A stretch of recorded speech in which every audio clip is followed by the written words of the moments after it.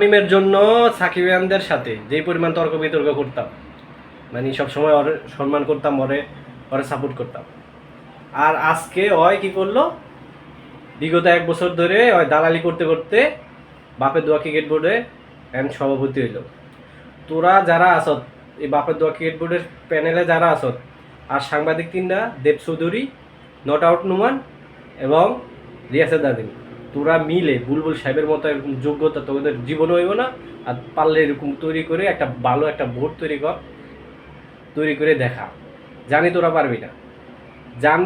যখন থেকে নির্বাচন হয়েছে এরপরের থেকে আর কোনো ধরনের নিউজ, এদের একটারও নিউজ দেখি না, আর এদের কোনো খেলার খবরও শুনি না। এদের শুনি না কারণ হচ্ছে জানি যে এরা এই নির্বাচনে জিতলে এটা কাজটা করবেই, আর ওরা নির্বাচন জিতলো, এই কাজগুলো করলো। যাক, ভালো করলি, কর, কেমন চলাইতে পারো চলা।